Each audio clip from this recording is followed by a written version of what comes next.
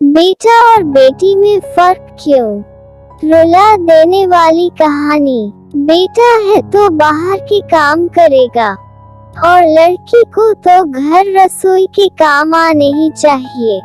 बेटी को दुकान से सामान खरीद कर लाने के लिए भेजना, खाना परोसने के लिए बेटी से कहना, दस्तावेजों वाले काम में बेटे की मदद लेना। देखने सुनने में भले ये बातें छोटी लगती हो, लेकिन बड़े भेदभाव को जन्म देती आई हैं।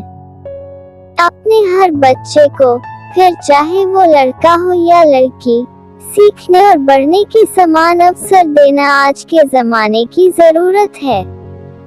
यह जेंडर न्यूट्रल पेरेंटिंग कहलाता है। मिसाल के तौर पर, यदि किसी लड़की को कोई तोहफा देना हो तो आज भी गुड़िया, किचन सेट आदि दिया जाता है, और लड़कों को कार या आउटडोर गेम्स का सामान। हम तो उनके बचपन में ही यह तय कर देते हैं कि लड़की है तो गुलाबी कपड़े और लड़का है तो नीले। इस सोच से ऊपर उठकर हर बच्चे के सामने विकल्प रखना और उनमें से उसकी पसंद के मुताबिक चयन करने का अधिकार देना ही जेंडर न्यूट्रल पेरेंटिंग है। हुनर का नहीं, जेंडर से संबंध। जरा सोचिए, हाल ही में महिला क्रिकेट से संन्यास लेने वाली भारतीय टीम की पूर्व कप्तान मिताली राज के हाथ में यदि हमने कलछी तवा पकड़ा दिया होता और उन्हें वही किचन में रहने को ही बाध्य किया होता, तो क्या भारतीय महिला टीम इतना अच्छा परफॉर्म कर पाती? फर्ज कीजिए कि नामचीन शेफ संजीव कपूर के हाथ में क्रिकेट का बैट थमा दिया जाता, तो क्या हमें वे लजीज व्यंजन खाने को मिलते जिनका लुत्फ हम उनकी वीडियोस देखकर उठाते हैं? जेंडर न्यूट्रल पेरेंटिंग जरूरी है, क्योंकि किसी के भीतर हुनर, लिंग यानी जेंडर देखकर नहीं पैदा होता और हर बच्चे का अपना हुनर होता है।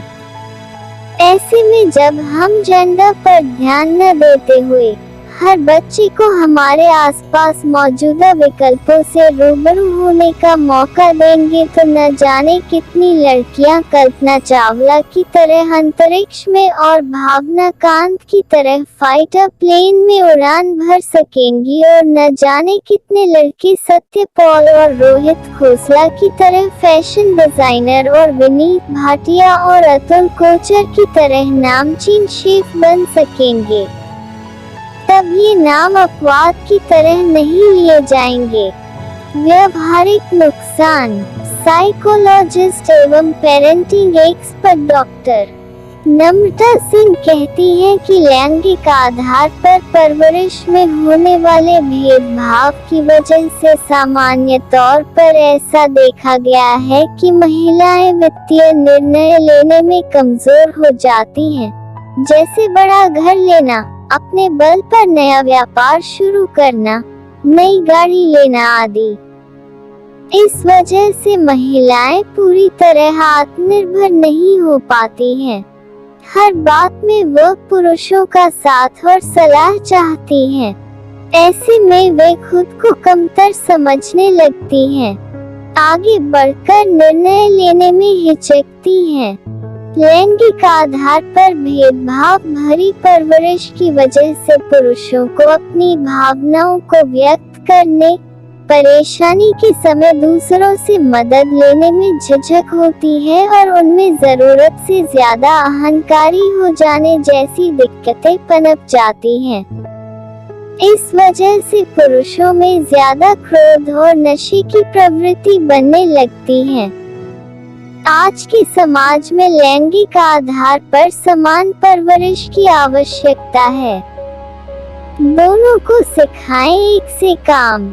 न्यूट्रल परवरिश के बारे में लैंगिक समानता के क्षेत्र में कार्य कर रही सामाजिक कार्यकर्ता कुमुद सिंह का कहना है, एक स्वस्थ समाज के लिए जेंडर न्यूट्रल पेरेंटिंग बहुत जरूरी है। हमारे समाज में हम अपनी स्वार्थ पूर्ति के लिए बच्चों को जन्म देते हैं। सोचते हैं कि लड़का होगा तो बुढ़ापे का सहारा बनेगा और लड़की होगी तो बात उसकी शादी पर आकर रुक जाती है। इस तरह जन्म से पहले ही हम उन्हें दायरे में बांध देते हैं और यही भाव उन्हें मर्द और औरत बना देता है। इस सोच के चलते लड़की आजीवन एक पुरुष के सहारे जीने को मजबूर हो जाती है, वही लड़का पारिवारिक जिम्मेदारियों के बोझ तले दब जाता है और दोनों ही स्वाभाविक जीवन नहीं जी पाते। जबकि होना ये चाहिए कि हम बच्चे की परवरिश बच्चे की तरह करें, खिलौनों से लेकर उनके साथ बातचीत के शब्दों पर भी ध्यान दें। लड़का लड़की सभी खाना खाते हैं तो रसोई घर का काम दोनों को सिखाएं। यदि बच्चों को ऐसी कविताएं सिखाई जा रही हैं जहां किसी एक लिंग के साथ कोई विशेष काम जोड़ा जा रहा है तो उसका विरोध करें।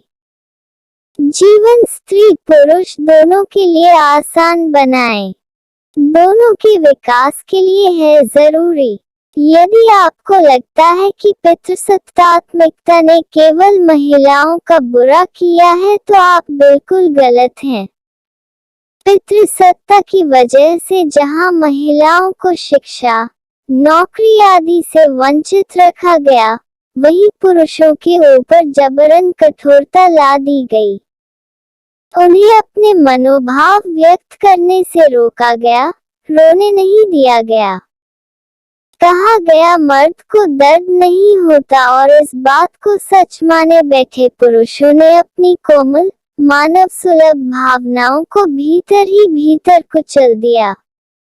यदि अभिभावक जेंडर न्यूट्रल पेरेंटिंग का तरीका अपनाएं तो लड़कियां पढ़ सकेंगी, आगे बढ़ सकेंगी और लड़के अपने मनोभावों को व्यक्त करने में नहीं झिझकेंगे तो विनम्र और अपने परिवार को स्नेह से सींचने वाले बन सकेंगे। यह स्थिति किसी भी समाज के लिए बेहतर होगी।